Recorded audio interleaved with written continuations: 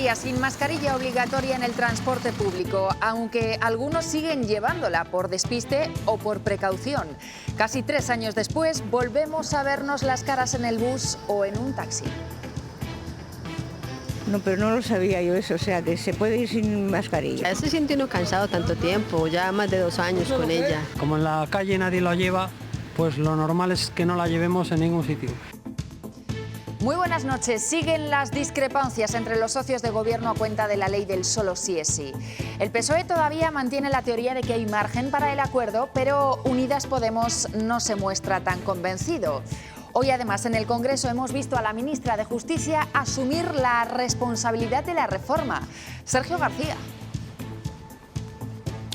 Sí, Pilar Llop dice que se siente completamente responsable de la reforma y que asumirá en primera persona las consecuencias de lo que pueda pasar. Mientras tanto, el Partido Popular exige responsabilidades al Gobierno y piden a Pedro Sánchez que dé la cara. Pida disculpas, rectifique y déjese ayudar por el Partido Popular. Tengo por costumbre dar la cara y asumir las responsabilidades de las acciones de mi Gobierno cuando acertamos y cuando no acertamos. Aquí en las Cortes de Castilla y León también se debatía sobre la ley del solo sí es sí. El Partido Popular, con el apoyo de Vox, sacaba una iniciativa para pedirle al Gobierno de Sánchez que reforme la ley de manera urgente y también que pida perdón a las víctimas. Cuando se cometen errores es bueno pedir perdón, pero claro, ¿quién va a pedir perdón aquí? Pero es que no ven con quién gobierna, con los que niegan los derechos de las mujeres, con los que atacan nuestras libertades. Disculpas, dice. En Burgos se ha destapado la que es la mayor investigación por ciberacoso sexual en la provincia. El acusado es un entrenador de baloncesto de 31 años que pedía fotos comprometidas a niños. Leticia Gutiérrez. Sí, se hacía con ellas haciéndose pasar en redes por una mujer que enviaba, mejor dicho, a los menores fotografías de alto contenido sexual. Así embaucaba a estos chavales para que ellos enviaran sus fotos íntimas. La Fiscalía acusa a este entrenador de 21 delitos y pide para él penas de prisión de 141 años. El juicio comenzará en primavera. Casi 72 horas después sigue habiendo un hueco para la esperanza en Turquía y Siria. Bajo los escombros quedan vidas y muchas de ellas son las de niños. El número de víctimas mortales ya roza los 12.000. Finalmente, al menos de momento, no habrá prueba de madurez en la EBAU, en el examen de acceso a la universidad. El Ministerio de Educación elimina esa prueba que iba a someter a los alumnos a un análisis de documentos para demostrar las capacidades adquiridas en bachillerato. Además, se aumenta en 15 minutos el tiempo para hacer los exámenes.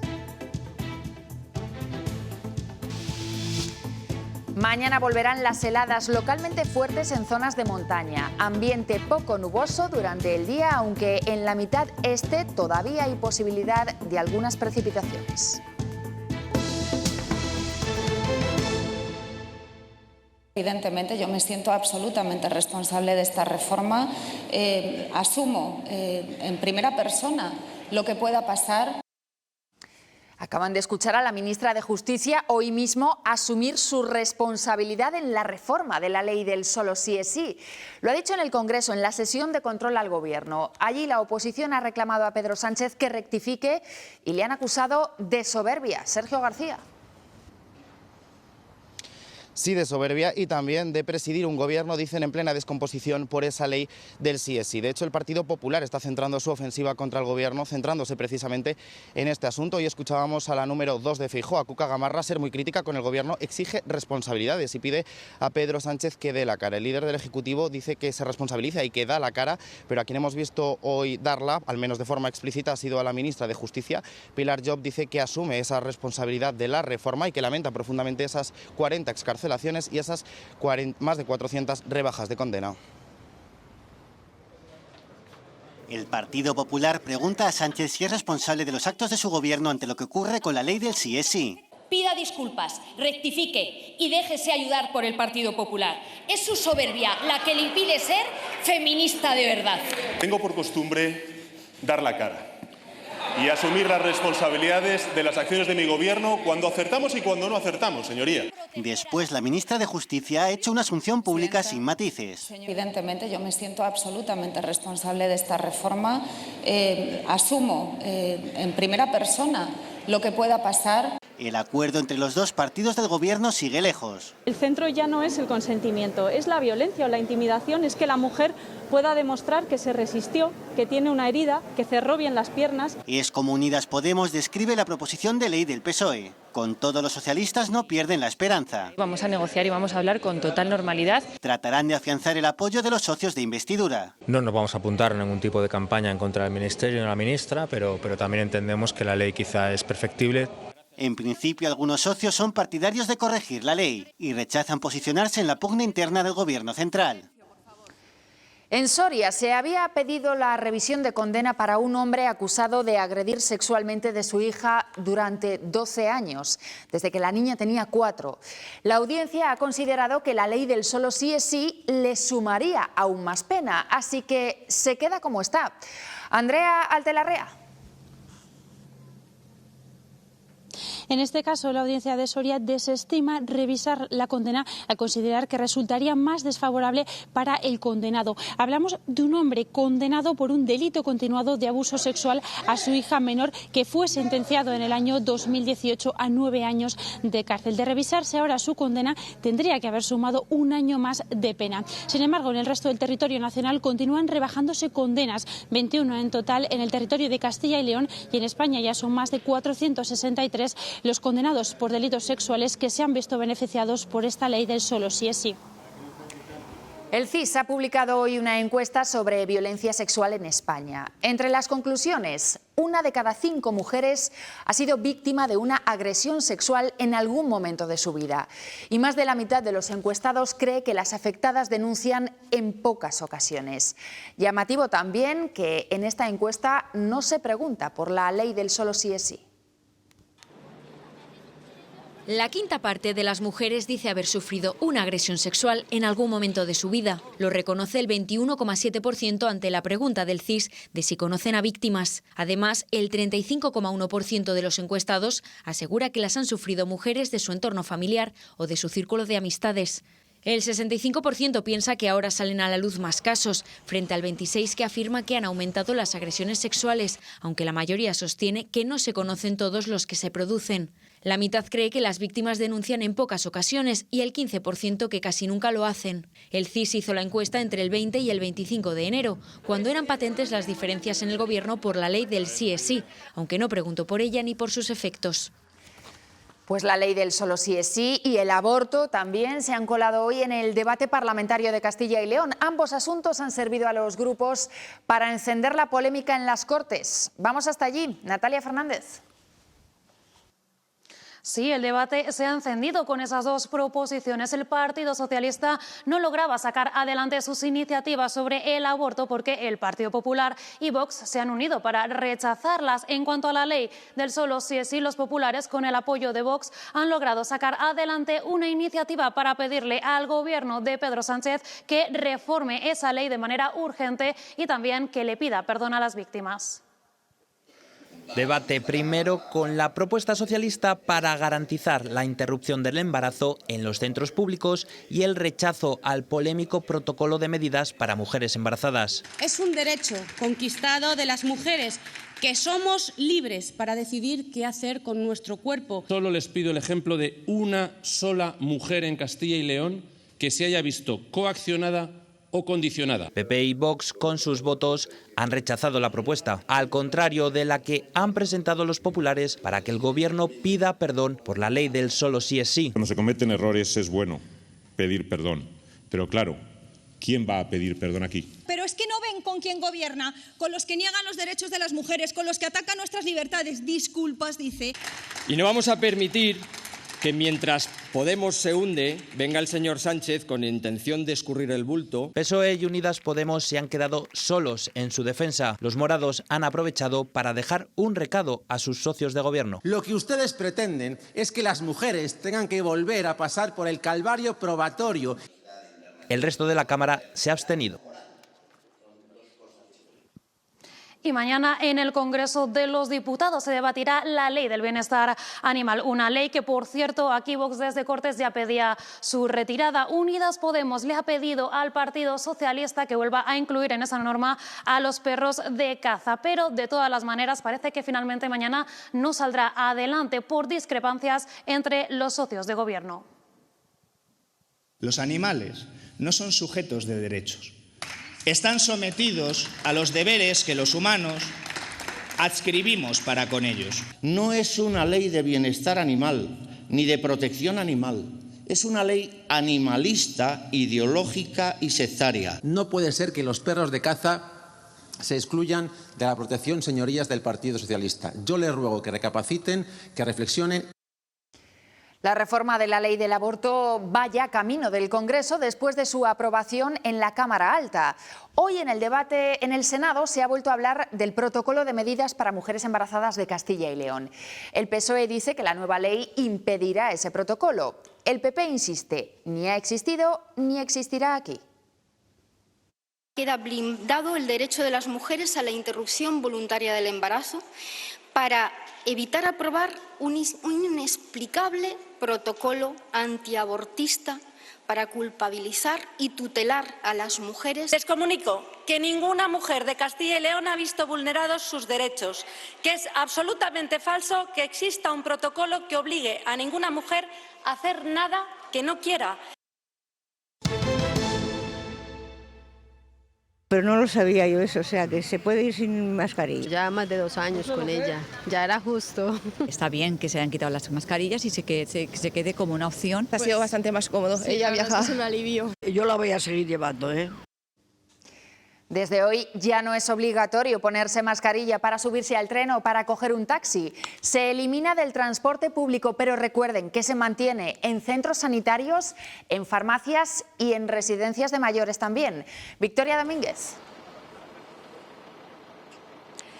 Llevábamos más de 2 años con la obligación de ponernos la mascarilla al acceder a los medios de transporte público y hoy ha sido el primer día sin esa obligatoriedad. A algunos viajeros les ha pillado por sorpresa, otros lo estaban deseando y otros, sobre todo las personas mayores, prefieren seguir utilizando la mascarilla para proteger su salud. Las líneas no han cambiado, si acaso algún recorrido, pero lo que ya queda atrás es el cartel, aunque este nos indica que los autobuses urbanos de Ávila siguen estando protegidos. Los conductores, que continúan algo más aislados por las mamparas, no están tampoco obligados a llevar mascarilla. Para muchos es un alivio, igual que para los taxistas. Otros aún la llevan por seguridad. Lo mismo piensan los viajeros. Para mí seguridad, soy mayor y prefiero estar así. Habrá gente que le siga pareciendo mal porque son vulnerables. Y en el interior también percibimos esas dos posturas, con mascarilla y sin ella, por lo que podemos volver a ver los rostros de nuestros vecinos aquí dentro. Algo que no sucedía desde mayo de 2020. Llevarlo en el transporte ya era prácticamente un poco una tontería. Hoy sí vi una chica entrar sin mascarilla y pues me sorprendió. Que no pasó nada, pero pues no lo sabía. Todo el que quiera llevarla me parece muy responsable por su parte y oye, la salud siempre hay que protegerla. Llegamos a nuestra parada y vemos que muchos al bajar del bus se retiran la mascarilla. La vida sigue y el trayecto del transporte urbano también. El sector del taxi afronta con normalidad el primer día sin mascarillas en el interior. Nos dicen que de facto ya eran muchos los clientes que en las últimas semanas apenas la utilizaban, especialmente en los recorridos nocturnos. No obstante, se puede seguir utilizando y de hecho son muchos los clientes y algún taxista que todavía la utilizan en esta primera jornada en la que ya no es obligatoria. Como en la calle nadie lo lleva, pues lo normal es que no la llevemos en ningún sitio. El que quiera con mascarilla, y el que no, pues perfecto. Antes de la llegada de la pandemia solo le veíamos las mascarillas puestas a ellos. Pero en el 2020 empezaron a formar parte de nuestro vestuario. Se convirtieron en una prenda esencial durante 2 años. El 14 de marzo se decretó el estado de alarma en todo el país y las calles se quedaron vacías, en silencio. Veíamos el mundo desde las ventanas de casa y quienes salían lo hacían para comprar, ir a trabajar o para acudir a algún establecimiento sanitario. El 28 de abril llegó la desescalada y cada comunidad aplicó sus normas. Llegaron los toques de queda y los cierres perimetrales. Pasamos unas navidades inusuales y comenzó el 2021, año en el que llegó la vacunación. Empezamos a estar más protegidos y fueron desapareciendo las limitaciones.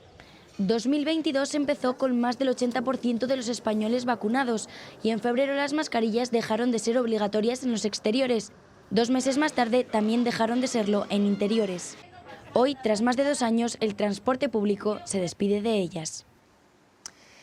Más cosas. El examen de acceso a la universidad, la EBAU, finalmente no va a incluir una prueba de madurez.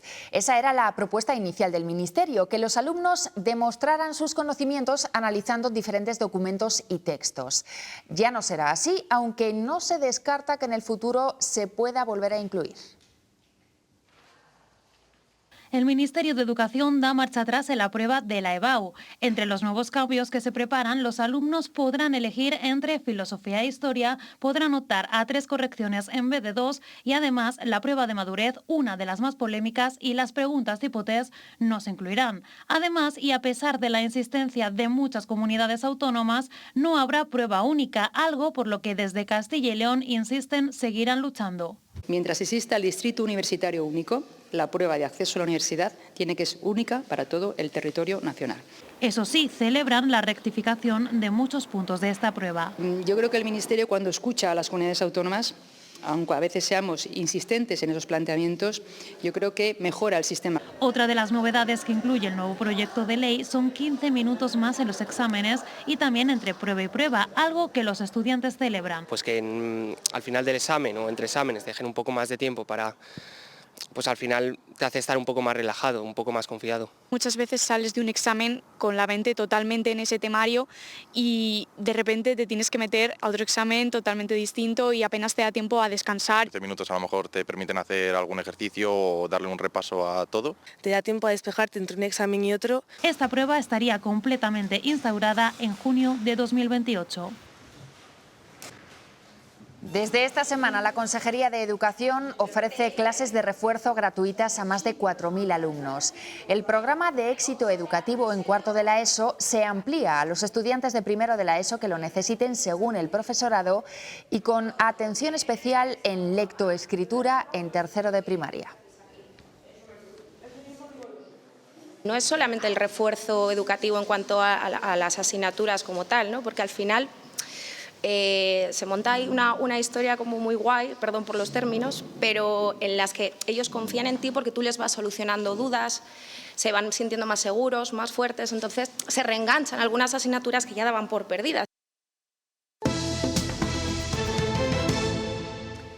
Lo destacábamos en titulares. En Burgos solicitan 141 años de cárcel para un entrenador de baloncesto que pedía imágenes sexuales a los niños de su equipo. Para conseguirlas se había hecho un perfil falso en redes sociales. Leticia Gutiérrez, volvemos contigo.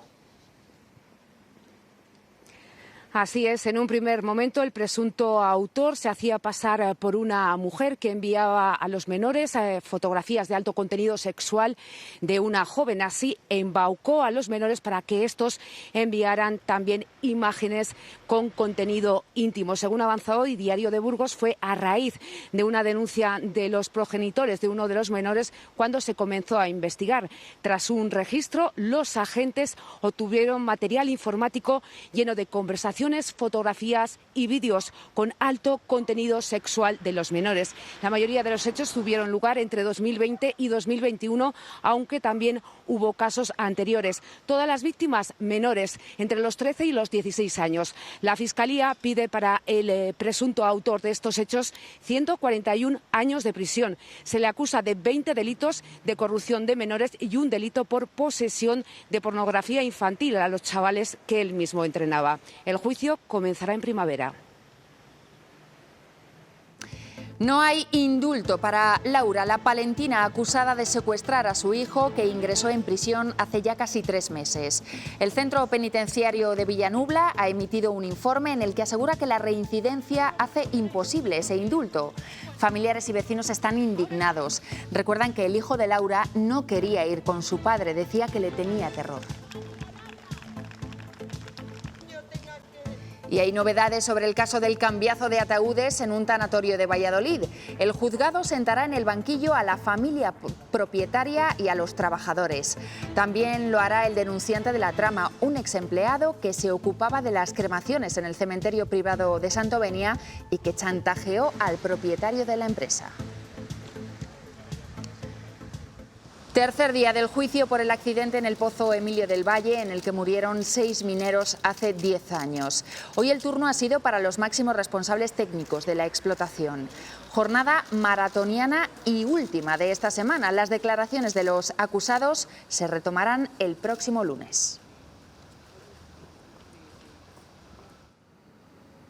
El director facultativo y máximo responsable de la seguridad, José Eliseo Solís, tras 6 horas de declaración y a preguntas de la jueza, ha explicado que nunca se había tenido constancia en la historia de la minería europea de un suceso de la magnitud de lo ocurrido en el macizo 7 del pozo Emilio del Valle. Por su parte, el director general, en las primeras horas de la mañana, en su declaración, ha explicado que basándose en los informes periciales encargados por la empresa, este suceso fue imprevisible e inevitable. Es un hecho impredecible, totalmente impredecible, y que no se puede hacer nada sobre ello, que no se podía haber hecho nada. Impredecible, pero imprevisible. Imprevisible y impredecible, las dos cosas. Inevitable, porque no se podía haber evitado. ¿No hay unos medios para controlar este riesgo del metano? De ninguna manera.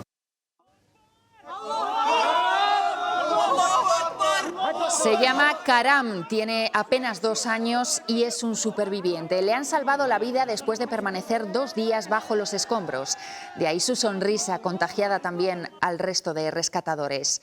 Una imagen que contrasta con la tragedia que Turquía y Siria viven desde hace ya casi 72 horas. Muchos sirios tuvieron que huir de su país por la guerra. Buscaban un futuro más esperanzador, una nueva vida que comenzaban muchos en Turquía, alejados de los bombardeos, pero sin saber que un terremoto la volvería a destruir. Debajo de todos estos escombros, la esperanza se mantiene. El tiempo juega en su contra, pero la recompensa no es otra que la sonrisa de un niño. Rescatado por los cascos blancos en la parte rebelde de Siria, hace que todo valga la pena. Ciudades que para muchos significaban un refugio de la guerra y que finalmente no pudieron resistir. Mi hermano Karim fue a Turquía para mejorar sus condiciones de vida. Aspiraba a una vida mejor huyendo de las guerras y los bloqueos en Gaza. Él quería mejorar su situación económica, pero ahora él ha muerto con su mujer y sus hijos. Se fue buscando estabilidad y una vida mejor, y ahora el terremoto se lo ha llevado todo. Los planes de futuro se han frustrado para Yunus, que ha perdido a su prometida. Yo imaginaba verla con su vestido de novia, pero ahora tendré que vestirle con el sudario en su funeral. No hay comida, no hay agua, no hay aire. Así es como me siento. Infinidad de lazos rotos entre quienes siguen atravesando el túnel buscando la luz. El terremoto de Haití en el año 2010 se llevó por delante la vida de 316.000 personas. En el rescate de supervivientes colaboraron los bomberos de Castilla y León. Esta foto dio la vuelta al mundo. Óscar Vega localizó a Reggie bajo los escombros y el momento acaparó las portadas de periódicos nacionales e internacionales. Hoy hemos hablado con Paco Rivas, el hombre que dirigía ese equipo. Nos dice que la respuesta durante los primeros días es vital. Tienes que tener una sangre fría bestial. Aquí no valen llantos ni valen estrés. Aquí tienes que trabajar y punto. No cabe voluntariado. Aquí tiene que ir gente muy profesional. Aquí hay que ir con perros que sean 100% operativos, porque una vida abajo después pasa una máquina. El presidente de Ucrania ha aterrizado hoy en Londres. Allí se ha reunido con el primer ministro Rishi Sunak para después ser recibido por el rey Carlos III en el Palacio de Buckingham. Zelensky ha agradecido la ayuda militar enviada, pero ha insistido en que Ucrania todavía necesita aviones de combate y más misiles para poder vencer a Rusia.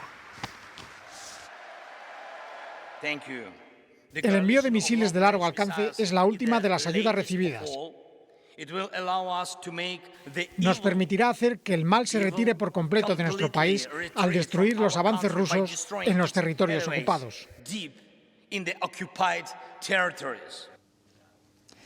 La cónsul de Ucrania en España se ha reunido hoy con el presidente de la Junta. Fernández Mañueco ha vuelto a ofrecer a Castilla y León como tierra de refugio para los menores desplazados por la guerra. Ahora mismo la comunidad tiene acogidos de forma temporal a 244 niños ucranianos.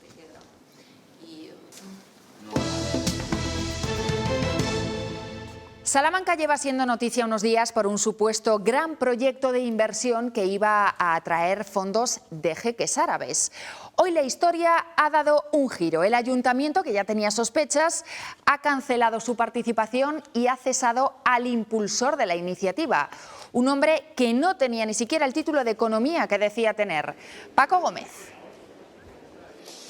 Falsificando su currículum, en el año 2019 esta persona accedía a un cargo de asesor externo municipal para la captación de inversiones, retribuido con 57.000 euros anuales. Su gran realización ha sido traer a la ciudad ese congreso P-City World, que se presentaba efectivamente como la gran idea de futuro para Salamanca y la provincia, pero enseguida se despertaban dudas sobre quiénes eran esos jeques que estaban supuestamente detrás, qué proyectos realmente les interesaban y qué empresas los respaldaban. Dudas que han saltado por los aires hoy al conocer esa noticia de la falsificación. El Ayuntamiento de Salamanca fulmina a este asesor municipal y lo pondrá en manos de la justicia. Podría abocarse a una crisis de gobierno porque el concejal de turismo sopesa en estos momentos presentar su renuncia y en todo caso el consistorio ya se baja de un barco cuya melodía siempre sonó a Bienvenido Mr. Marshall. La promesa de partida era ni más ni menos que hacer de Salamanca el nuevo Dubái con supuesto interés de poderosos jeques. Y hemos tenido aquí incluso a jeque Jalfán, que fue el gran arquitecto de la transformación de Dubái. Ampliar Matacán, crear un tranvía desde el aeropuerto a las afueras y luego llegar al centro en telesilla. 1.200 millones se prometían. El punto de partida era este congreso. Salamanca va a ser la primera gran ciudad que vamos a construir. La lluvia de millones se prometía sobre 15 municipios de todo el Alfoz. Que se ponga la banda quien quiera dinero. El alcalde de Salamanca ya no lo veía claro. Al poco se desmarcaba. Proyectos más fantasiosos, bueno, pues se pueden dibujar en un papel, pero no son. Todo explotaba al saberse que el promotor de todo esto falseó su currículum. El ayuntamiento fulmina su contrato y se baja del barco, pero la oposición pide más. El señor García Carballo no puede ser ajeno a esto. Ha sido bajo su responsabilidad como alcalde cuando se han producido estos hechos. El ayuntamiento, como poco, ha destinado 200.000 euros estos 3 años al proyecto, aunque lamenta la oposición, mayor es el coste de la imagen dada al exterior. Castilla y León y Galicia quieren que el Gobierno informe sobre cómo afecta a las comunidades autónomas el contrato fallido de renovación de trenes. Por carta, las consejeras de ambas comunidades exigen información sobre los plazos de entrega previstos o los pagos efectuados. Algunos de los 31 trenes que se iban a adquirir tenían como destino nuestra comunidad. El Gobierno ha asumido el error.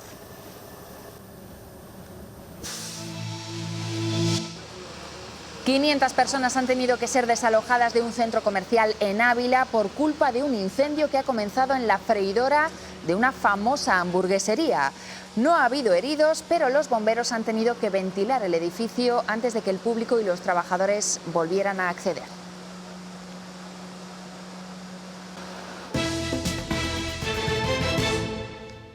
Utiliza un olor pestilente. En Ponferrada, el ayuntamiento ha puesto en marcha una curiosa campaña para concienciar de la importancia de cuidar la ciudad.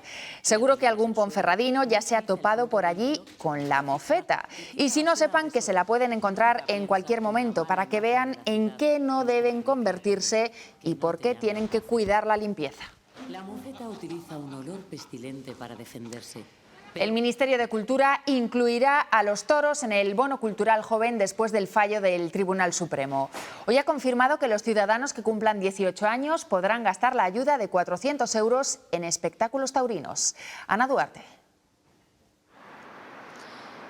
El Ministerio de Cultura ha confirmado este miércoles que las corridas de toros estarán incluidas dentro del bono cultural joven que el Gobierno concede a los jóvenes que cumplen 18 años este 2023 y que ya concedía a los que cumplían la mayoría de edad en 2022. Cultura acata así el fallo del Tribunal Supremo después del recurso interpuesto por la Fundación Toro de Lidia contra el Real Decreto que excluya a los toros de las actividades culturales a las que se puede acceder con la ayuda del Gobierno. Miquel Iceta, ministro de Cultura, ha confirmado este miércoles en un acto en Guadalajara que en cuanto se publique en el BOE se incluirá este tipo de espectáculos dentro del bono.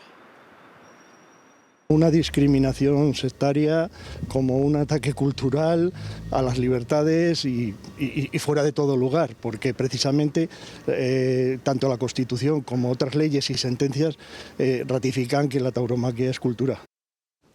Pues así nos vamos. Ahora llegan los deportes con Fabio Ingoglia. En unos minutos a las 9:25 no se pierdan Cuestión de Prioridades. Hasta mañana.